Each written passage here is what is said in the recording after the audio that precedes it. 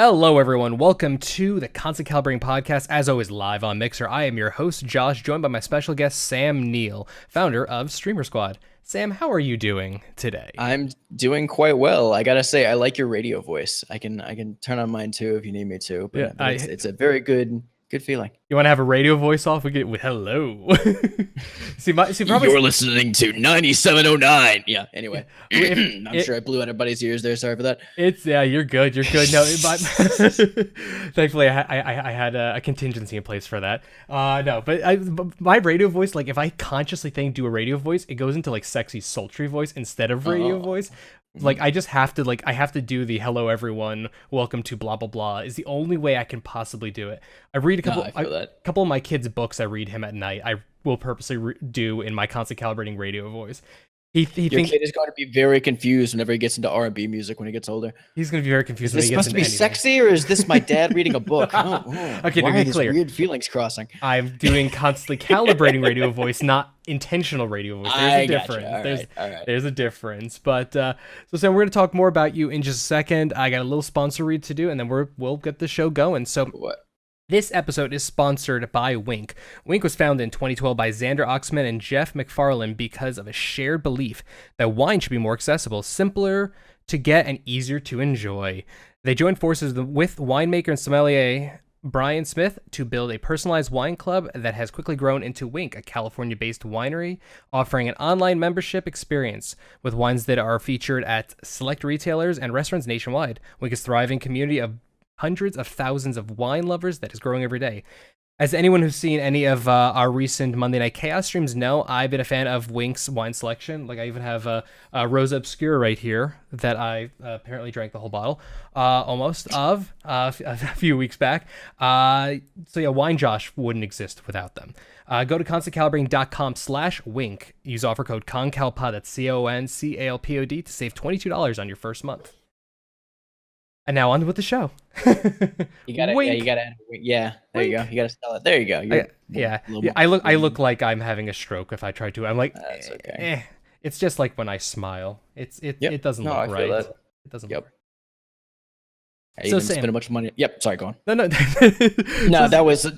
I ramble. Feel free to cut me off whenever. So. No, I'm a rambler as well. That's not an issue. So Sam, you and I've known each other for a few years, but didn't talk there for a little while. But we met originally at RTX. We were both doing the media shtick. I want to say 2014 or 2015. I think 2015. 2014. I was in Los Angeles, so it would have been 2015. Yeah, so it would have been 2015. We met there, chatted a little bit, discussed your history as once upon a time as a meme, essentially. That is accurate. Yeah. Yeah, and did that whole thing. Didn't see each other for a bit because you weren't doing that particular journalism kind of interview kind of thing, and then essentially kind of resurfaced into each other's lives when you launched the Streamer Squad, or I guess just before that. Yeah, well, recently we've seen each other around conventions, but here and there. I gotta say the what games media journalism or whatever you want to call this now, because it's not even the right name for it. But what that is has changed so much in the last 3 years since we've known each other, even that it's just a mess of people trying to figure out what this new landscape looks like, which didn't feel any different really than before. It's just I feel like you got to learn a new skill every other day to keep up with what this is, and it's an interesting thing to have followed. Pretty much, and then on top of that, if you want to refer to yourself as a journalist, there's one layer of things. It's part of why ConCal, we sort of just shifted into just being like, we're entertainer influencers who do reviews and things like that. Yeah. We're not going to be your news source, because what is that anymore? I have a piece of paper that says I'm a trained journalist somewhere that cost me way too much money and has done absolutely nothing for my life, but it's around somewhere. So if I want to call myself a journalist, damn it, I'm going to. You have the legal recourse. Sure that's how that works. It's like a doctor. Yeah. You can't add MD to your name to earn it. Just take a picture of it on your cell phone. And just if somebody says, "How are you a real journalist?" you just slam your degree in their face. Exactly. Yeah. My agriculture, communications, and journalism degree. I want to point that out. It's the only one they offered at my school. Well, hey, you take what you get. I mean, I have several non-completed degrees. I'm in the middle of a new degree right now. One I'm actually putting effort into for once, mind you. But that's, that helps. It helps. It helps to actually put effort and to take shit seriously. But So let's talk about Streamer Squad. Let's just Okay. give me elevator pitch right off the bat. What is that? Um, so it's a community designed to help people grow and help them improve. And what we originally did was started as a mixer only community. Yeah, I So it remember. was called the Mixer Squad. That was really nice. But if you've been paying any attention lately, people have been kind of wishy-washy on Mixer for a few Hmm. things. I won't really go into it because I still love the platform. Don't want to rag on them too much, though I definitely think there are things they can improve. Um, Sure. I didn't want to lose those people, right? So when people come off the Mixer platform, or sometimes people want to do both, and I feel like when it was a Mixer only community, it was very limiting in what people could do. And then so when people left, they'd just completely leave. And it was like, well, there are my new friends gone. You make friends, you make connections with these people. And so it became the Streamer Squad. And as the result of that, we kind of had to find a new identity a little bit because an identity as one of the larger Mixer communities it's something, right? I'm Hmm. not going to say it's a great foundation for a platform or anything, but it at least is some kind of unique thing that necessarily didn't really exist in a major form before. But once you open that up, you kind of lose that. So I stepped back and took a look at it and realized that there are a lot of very, very helpful people in this group and a lot of people that know what they're doing and go out of their way to help others improve.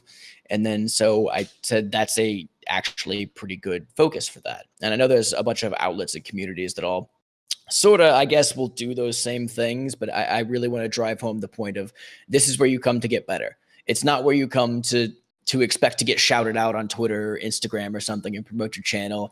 And one of the founding principles of Mixer Squad was we're not going to retweet everybody that tweets with our hashtag.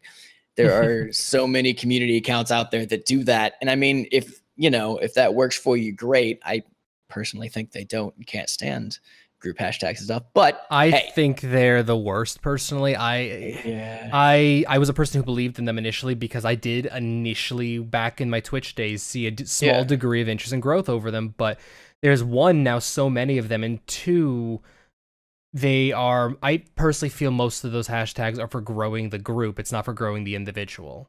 right. And it's So, it's yeah. uh empty calories, right? Yep. That's my feeling of support small streamers is people are there solely to get supported themselves and they browse on that hashtag, but it's not meaningful. They don't ever really convert unless I don't know, if somebody's figured it out, then applause, good on you. But for the most part, that doesn't really work. And so that's why I say that the focus of our group is improving people. So we offer like personalized coaching. We offer reviews that are done by like a team of people that I vet personally, so I know what they're doing. And then there's things like that. And then I'll go and you'll see me post this tweet every once in a while. Put my journalism degree to some use. I like editing people's bios and helping them write and market themselves because that is what I found. So people's number one problem is networking. And I'm gonna Absolutely. point out now that I hate the word networking, and we can go into that in a little bit. But that's usually the biggest problem. And then the second biggest problem is presentation and selling themselves. So you go into somebody's bio and it says, "Hey, I'm Bear Punch 79. It's a copy of you. And I play Fortnite sometimes. Check out my stream, and they describe, Hmm. or even they'll say, I play Fallout, Fortnite, and whatever. They describe the games they play, but not who they are or what they do, right? Yeah, So, people base a lot of their self-marketing of what they do on what they do, not how they do it or right. what makes them unique. Right, exactly. And it is good to have those in a bio, but it's not selling yourself at all. You read over 100 of those tweets a day and you're just eyes glaze over looking at them. So that's what I like to think I specialize in, that and I guess running communities as it turns out, which is something I didn't know before a couple That's months ago. But that's hey. a fun discovery. The I could be a community manager discovery. You're one of, Yeah. including myself, you're one of a few people who suddenly came to that realization. I could quit my day job and go make $25,000 a year somewhere, but you know, A whole 25 grand. Wow. I know, and it's interesting too because I went through a little phase of I could stream some, and now I've basically quit streaming to Yep. just be a community manager and a team manager too. But I won't go into that because that's not really the point of this. Um, yeah, so those were my skill sets. We're meeting people and talking to companies and brands and things like that. I realized I could do a much better job of that if I don't also have to worry about my Zelda streams or Hmm. anything like that. So it's been a really interesting transition. course, I still do these interviews because like this, because I enjoy the hell out of those. Like they're always my favorite part of games journalism back in the day too. So it's just a Well, fun it's side to keep that going. nice to what I like about doing interviews like this and stuff like that is I just like I like stories. I like Yeah. stories fiction, nonfiction. I don't care what it is. If it's I like hearing what people have to say about things. So an interview like this is always it's nice, and I mean it's just a conversation with another person. Yeah. So and you get to sometimes learn new stuff about yourself during it. So there's lots of perks, I guess you could say, essentially. For sure. So you started this community up, and you branched it out from being just Mixer only into this larger format. What have you discovered? Like, is there something you discovered? You mentioned, people don't know how to network themselves or market themselves, but is there anything else you feel you didn't realize before you started this whole Stream Squad adventure that you look at now and you're like, wow? Like any moments about? Yeah, a couple of them. So I've learned, for one thing, just how poor some people are, especially like Mixer partners, at getting themselves out there on Twitter. Oh yeah. So of using social media, getting out there on Twitter, you'll see people with like 10,000, 15,000 followers on Mixer and 600 Twitter followers, or people that just don't know how to combine. So I'm a big proponent of combining your personal self and your streaming brand all into one thing, because that's the whole thing that people are interested in as a streamer is you as a person. They're there to make friends for the most part. They're there to connect. So if all you do is say, I'm live now, or my stream did this, I got this many followers today, it's like the same glaze I talked about. Well, it falls flat essentially. I mean, it's personality based. It's called personality based marketing, personality based, content for a reason, because you're showing your personality. I have a friend who's a partner. He's on track to probably maybe at the end of the year hit 10,000 followers on Mixer at this rate, early next year at the latest, and all of his tweets are going live with the occasional discussion, chatting with somebody. The best thing in my career, and I've said this to my creative director as well, who's started to take it to heart, is one, tweet about it. You don't have to tweet about everything, but tweet about what's going on in your life. Tweet about, things. You don't have to go into those deep personal wells, but tweet about stuff. Talk about what's going on in your day, your experiences, picking up that new game, doing those kind of things. Like, you could still relate to your brand and do that. Also, talk to people and talk to them like they're humans. You see the community manager for That's not like their numbers. That's the big sin, right? Yeah. Treating people like numbers. Yeah, I mean, you see another mixer, you see a mixer partner or a streamer you like, or a community manager for a company you like, or a social media manager, or the actual company's, Twitter. Talk to them. Just have a conversation. You'd be blown away with the opportunities that come your way when you just start doing stuff like that. Just the simplest, but it is hard, but the simplest seemingly marketing stuff. Well, it's the same idea for dating, right? Too. Just shoot your shot. You never know what happens. Yeah. Not that I was ever any good at that, but some people find success in that sort of thing. No, I pretty much fluked into my marriage more or less. Oh, it's okay. I basically tricked my wife into saying I love you first whenever we were first dating. There's some fun times. I do remember you telling me that story actually. Oh God, I did. Okay. Vaguely, that just is very familiar as soon as you said it, but I don't remember details. I know you know my wedding ring story because that's usually what I lead with. But yes, I'll recap it here real quick. So I like to think of myself as a funny person. So I was talking to my wife the other day and we were talking about, well, what are we good at basically? And I said, I'm pretty funny. And she said, well, you're sometimes funny. And I turned to her and told her, that's the meanest thing you've ever said to me. So flash forward to us getting married. She hands me this ring and I will later basically learn to find out that it says sometimes funny engraved on the inside of it. Oh, no. My wife engraved the meanest thing she ever said to me on the inside of my wedding ring. And I have that on me at all times. And if that doesn't tell you our relationship, I don't know what else will. Dude, that's perfect. I mean, as a person who, the nicest thing that my wife ever said to me early on in a relationship was, I think you're the funniest person I've ever met. It literally made me like cry in a parking lot. Like it caught me so, because nobody ever told me I was funny and I always wanted to be funny. And then many years later, during our wedding weekend, she's like, you used to be so funny.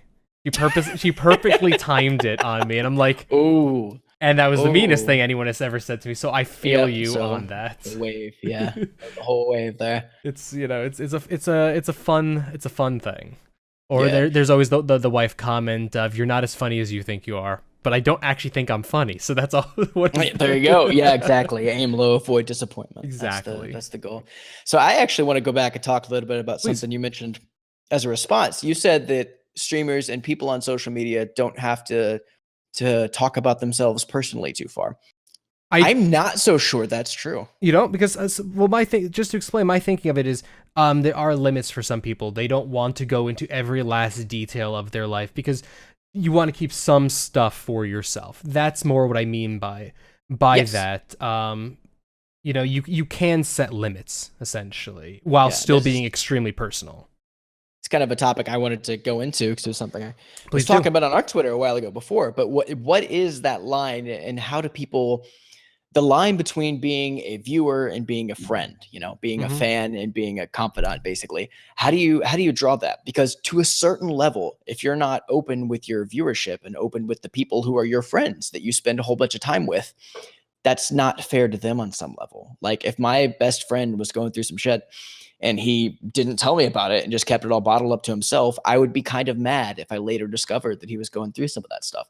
So there's a weird, and I'm not saying this is right or fair, but I kind of believe that there is a weird responsibility on streamers to tell their audience about what's going on in their lives and tell them about all those changes. So like how can we make those lines clearer, and how do you change that expectation? I mean, I think it's essentially just what you set up in the foundation of your stream is you figure out to yourself what your personal limits are. I agree with you. There is a degree of fairness and stuff like that, and yeah, you treat the relationship as a friendship. I mean, I always think one of the best examples of a community of friends, it's literally called the best friends, is what Kind of Funny does. Greg Miller is extremely open about stuff. Tells just about everything about everything.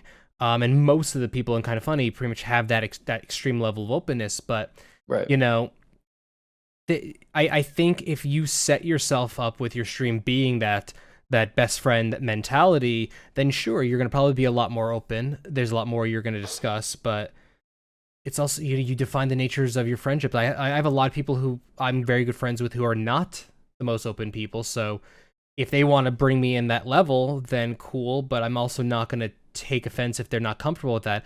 I, however, am a person who, when one of our viewers this asked if they could ask me a bunch of like really questions about my sexual history and sex life, I was just like, yeah, sure, whatever. Like, I literally shrugged it off. It didn't even phase me. I looked at a Yeah. couple questions. I'm like, wow, that's kind of vulgar, and I still answered the questions anyways. See, Uh, my wife doesn't let me answer those questions. That was shut down very fast. Uh, the rule with my wife and just all my relationships in general, as long as it is not an actual secret, someone else's secret, I am Okay. allowed to talk about whatever the hell I want to. As That's a long as I'm good not good rule of life directly anyway. naming her. The only sex stuff I'm allowed to talk about with my wife is virginity losing story, which I've told many times at this point. But like I was saying, like that's our preset limits. But I've always been this person who just lives I want to know everything about every person I've ever met. Like I Yeah. want to know everything about everyone. So by Yep. that same token, I feel I'm quasi obligated to tell everyone everything about myself. I've had plenty of times where I was at a con or an event or something, and I meet a new person, and we're just drinking, hanging out, and maybe 20 minutes later, I'm like, "Here's all the times I fucked up in life and all my biggest regrets, all on the table. Here you go." And just basically, if you meet me, you get the full same experience up front, so you know what you're getting in the future. Sam, that was drinking with you at Buffalo Billiards at the final side quest party. You literally just unloaded all these fucking random stories on me, and I'm like, wow, okay. Yep. See, I don't even Cool. remember that, but I No, totally believe it. yeah. It's I mean it is it's again it's the nature of different personalities and stuff. I used to unload those kind of stories on people more readily. It's weird actually talking about myself more on podcasts and doing these streaming things. I've Yeah. now gotten to a point that I have installed a very low grade filter. Oh, Essentially, yep. Those take a while to build. I tell you, it's it's tough. 30 plus years to learn that. It was a very difficult skill to learn. Yeah. So, but anyways, getting I feel back to the point you were trying to make. So, essentially, my thinking of it is just You set those boundaries at the start with your community, and that's not to say you can't change your boundaries. You can't change Right. aspects of what you tell and stuff like that. You could I certainly. will say it'd be hard to. It's hard to. Well, it's. I feel it's regardless of you personally, the reaction of your audience will be easier if you open up more as time goes on versus Yeah. close off more. But that being said, shit happens in your life sometimes, and you do need to just close off. Yeah. Yeah. So, uh, my guide I always say to any of the people I know who want to get into streaming is like, just be yourself, and if you're an open person, you're an open person. If you're not, you're not. And but understand there's an expectation in 90% of cases to be open about everything. Yeah. So if you're not growing with audience communication in the way you would like, you're expecting more communication, you may want to open up more. Yeah, and streaming has shifted that so much too, and Mixer even more so than Twitch, I think. Yeah. But you take it back 3 years, and it wasn't about connecting with an audience like this. It was about watching someone do a thing, watching someone play a thing, and then maybe if you're like the kind of funny example, you're watching a group of people play together, but it was about them, not about us. Yeah. Basically, it's been a weird adaptation to that. Yeah, I mean, essentially, it was the let's watch less, let's play mentality that Rooster Teeth and Achievement Hunter really. I mean, a lot of people did, but they really brought it to the forefront. Which was, you watch a singular person or a group of friends do their thing, and you learn about them through the stories they tell and the anecdotes. But yeah, no, you're right. 2-3 years, it's really shifted to the point that I know when I stream.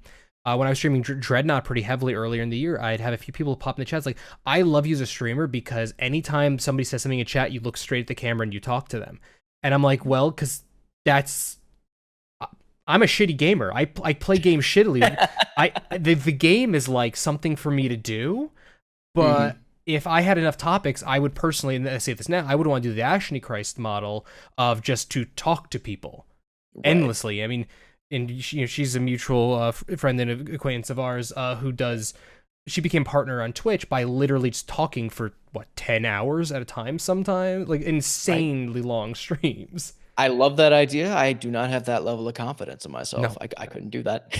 Every Monday night before we do our Chaos streams, I'll get on about 30 minutes to an hour beforehand, depending when I'm able to, and it's essentially a state of ConCal. It's a state of the union kind of thing, like where we're at this week, new content coming up, stuff like that. Usually if there's new sponsor stuff, I'll do like my sponsor stuff and like just record ad reads and things like that. But yeah, it's just talking, and it always, every single time, about 35 minutes in, I get to this point where I'm like, please, somebody ask me a question. I've run out of things to talk about. I'm good at talking. Particularly if I prep, enough topics, I can talk endlessly. But woof, like I don't know how she does it. So, but she is like the prime example of what this new wave of personality-based entertainment, like the new version of it, truly is. Just they are there for her. And to interact with her, not just to listen to her talk. They're there to talk to her. Right. So yeah, it's interesting. It's interesting. So okay, so let's talk future streaming then. Streaming right now is this personality-based thing we're talking about. Where do you feel this personality trend is going to continue for? What's up? Just laughing at nothing. Oh, I've been on that side of the mic, so it's funny to see somebody else go through the same struggles of, oh God, what am I saying next? Yeah, well, it's really funny to watch the gears turn. Well, there's that moment where it's like you do that half step pause to see if your guest has a follow-up comment, and then it's like, oh, they're not. So where's the next direction based on what I just said? Oh God. Trains. Yep, exactly. Ooh, trains. No, so. I always like talking to people who do this stuff because it's fun to just shoot the shit about the what people may miss, behind the scenes things. Those are always my favorite. Go on. No, I like the transparency of it. Yeah, those are always my favorite parts of the Giant Bombcast and things like that, or when they get into the production side of it and start talking about this is what life's like behind the scenes. So when you figuratively or even literally turn the camera around and show what the shit show that you're not seeing is. Exactly. Everything here back, great. Everything that way, just a nightmare. Yep. It's like the corner of that house in Babadook or something. There's just a big scary thing sitting over there. Yeah, I have pretty much what my desktop looks like, which is horrifying, but what you see is this nice crisp overlay with everything just looking so sweat. They were nice enough to provide shelves behind me in the corner for my computer, so that worked out well. Yeah, very nice. I actually have these lights that are pretty cool, and I'm gonna brag about because I haven't got off yet. Whoa. No, see what they do is even better than that. I wrote a program to color sync them up to my health bar in PUBG. So like right as I stop streaming, but if I stream PUBG and I get hit, they go from green to yellow and yellow to red, and they go as they sync down. So That's pretty awesome. There's one of the engineers from Mixer used to do a stream where all the lights in his room were controlled by the Mix Play board, so people could actually select his lighting. Back when I was building a custom office in my garage, I was gonna talk to him to get his code information because I was gonna do something like that. yeah, well, hey, if you need help, I'm here. I might talk to you about it because, well, this space is eventually, I've been saying this now for 9 months, but this space is going to be retrofitted. Originally, I was building this whole thing in my garage, a brand new studio, but then I was pointed out I live in Arizona, and that's a stupid idea. I was going to say, don't build anything in your garage in Texas. I would know better, but yeah, that's about the same. It's pretty much the same thing. There was some logic, there was some thinking behind it, and it just went sideways, and we realized the flaw of it. So no, we're going to retrofit this space, but turns out I own a lot of crap that just needs that I can't seem to part with because I don't want to get rid of books for some reason. So the question I was leading into when we side tangent is, so we went from watching people and doing their own thing to taking part and talking to people. Where do you think, do you feel there's any signs right now of where we might be in 3 to 5 years watching the streaming landscape? Yeah, that's a good question. If I had a better answer for it, I'd probably make a lot more money doing this than I do. True. I think that some of the Mixer features are indicative of things that are going to happen in the future. That was what I think that it's waiting on, and Mixer's the right idea, but it's waiting on internet speeds to get better everywhere and latency to be less of an issue. So I think the idea of streaming games, right? So you're like on live services, which I guess is an ancient concept at this point because they don't exist. But those services will pick up, and the idea of streaming and literally playing with viewers will become a lot more common. I think that Twitch will adopt the fast chat that, I mean, I guess they already have, right? That Mixer uses, but it's not quite the same. It's close. It's similar. I watch a few streams that allegedly have it, but it definitely still feels longer to me. Right. It still feels like enough of a lead time to feel like I'm not having a conversation, but that I'm sending emails or letters to somebody and waiting for a response. Yeah, agreed. And it is hard to say what's going to be a stick catch and what's a gimmick, right? So I'm not exactly a huge fan of the Mixer interactive buttons across the bottom. I think that there are good ways to do it, but that most people just use them to do spam sound clips or spam graphics, which if that's your thing, cool. I find it really distracting in the streams I watch, so I'd rather not have that. I agree. There's a friend of mine who I was watching one of the streams the other day, and he has specific interactive buttons and commands that only subscribers can use, but he has a lot of subscribers. So at one point, he's playing the end of Red Dead Redemption, like the final sad ending of Red Dead Redemption. The moment, and then people just started spamming commands, and literally his whole screen was not viewed. He ended up turning it off because he realized. But like there was a good 10 seconds of just noise, just noise, because people decide to be dicks and troll him. Which if that's your community, fine. I like the Mixer interactive stuff where it is people actually like we have one button on here that is what's on your desk. It's a question essentially for me. It's some way to interact with the audience, kind of thing. So I like those kind of things. I'm not a huge fan of just loud GIFs. Yeah, that's fair. I'm also trying to think of what we've seen change in the streaming landscape even recently. And I think the most recent big example I can think of is the ability to stream straight off your console. Yep. And like with Xbox, you can just plug in a webcam and go. And that made a lot of waves, both good and bad for for what it is. But I think the accessibility will continue to increase. I think that there's still a big trying to stream on a PC and download OBS and get all that set up, like that requires a certain level of technical knowledge that the maybe average person doesn't quite have. Sure. And just that are more difficult. So I think that the streaming audience will trend a little younger. as people grow up wanting to be the next Ninja, grow up wanting to be the next. I mean, hell, I grew up wanting to be the next Greg Miller, right? And I'm sure you kind of did too. Yeah, my dream was to be a person who I won't ever name their name on a podcast again. And then secondarily, I guess Bernie Burns. There you go. That was more me. I didn't discover Greg Miller until I was already going. That's fair. I remember the moment that Greg Miller started when I first listened to the Game Scoop podcast. Yep. So it was one of those, people can do this for a living. And then I got older and majored in it. And the answer is not very many of them can. You definitely have to have something else. And there's literally no other Greg Miller on this planet. And then a shitload of luck on top of that, which is something people don't really want to talk about. But I think luck is a pretty big factor in whether you make it too. It's just about how you can prepare yourself for that luck. And your skills and your effort is what gets you to the point that you see if the dice roll works out for you, essentially. Exactly. Yeah, it's how it is. Get to that point. Yes. So let's have another let's for final kind of a look at things. I agree with you on what Mixer's doing is kind of potentially new wave of at least of interacting with people. I think we're going to see a lot of the platforms start to migrate into very similar stuff before there's the next new platform that's going to have the new shit that everyone else is going to start trying to play catch up with. Yeah. I also think that the future of streaming is not necessarily in games, right? So whenever you think of streamers now, it's all video games basically, but Twitch is slowly opening up, Mixer's opening up. And I think the future is going to be in various other types of streaming. And eventually you're going to cut out the middleman, which is this game that half the time the streamer doesn't even care about because they're just playing Fortnite because it's the thing to play. Mm-hmm. And you're hanging out because you want to interact with them. So you, like Ash and Chris, you cut out the middleman and you're just hanging out with the streamer.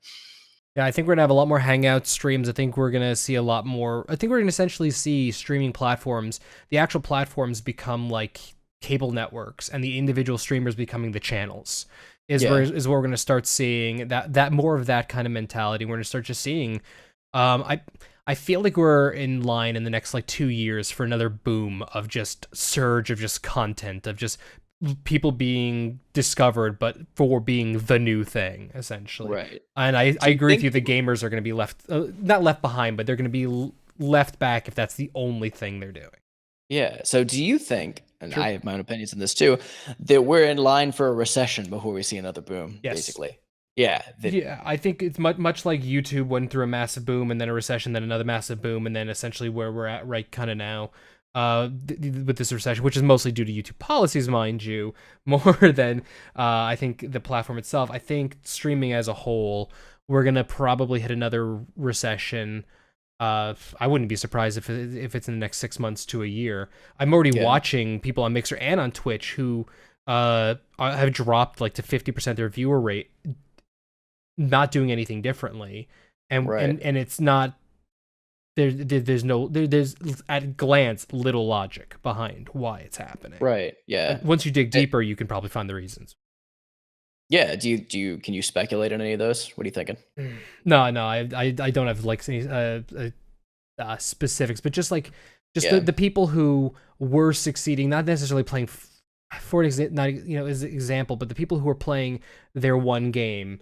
And with viewers who only cared about the one game, suddenly their viewers aren't there anymore. But those viewers aren't like suddenly interested in a different game or interested in variety streaming necessarily. They are just not coming back.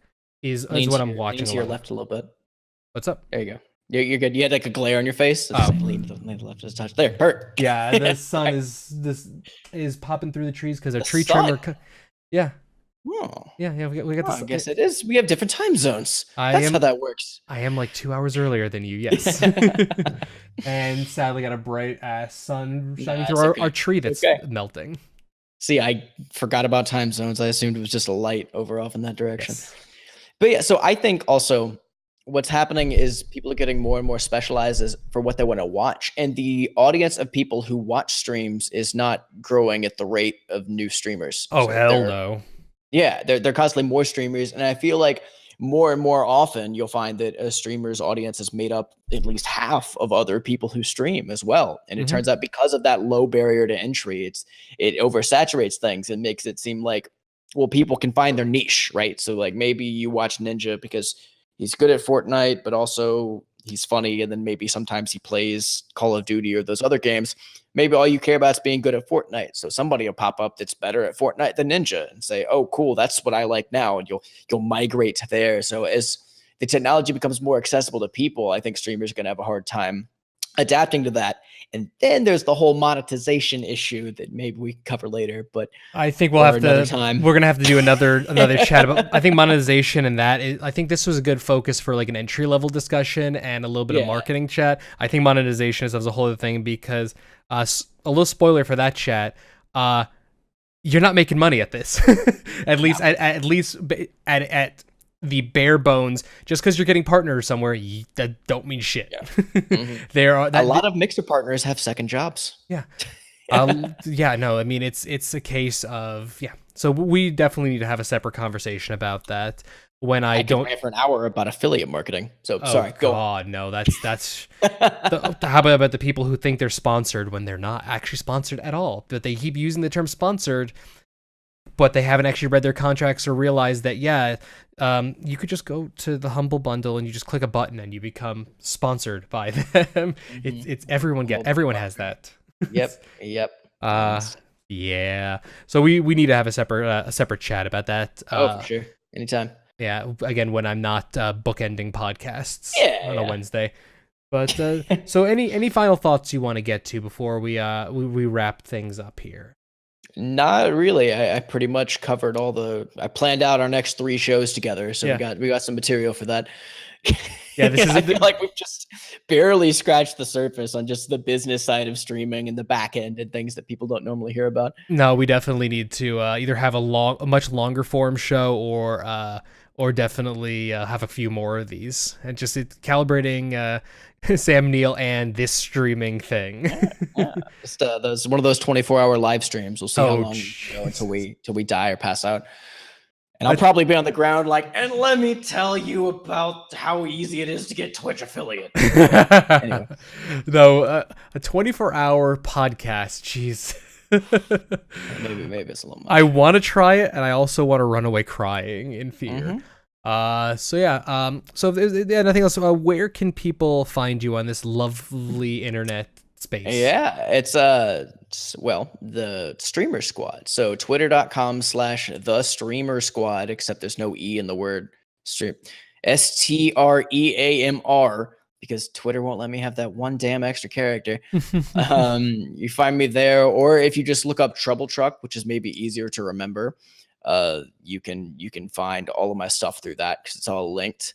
I don't really like pimping out my personal channel. Like, I am on Mixer at Trouble Truck, but I don't do much on there other than Streamer Squad stuff and interviews and things like that. So just hang out with the community. We're a cool group. Come get grown.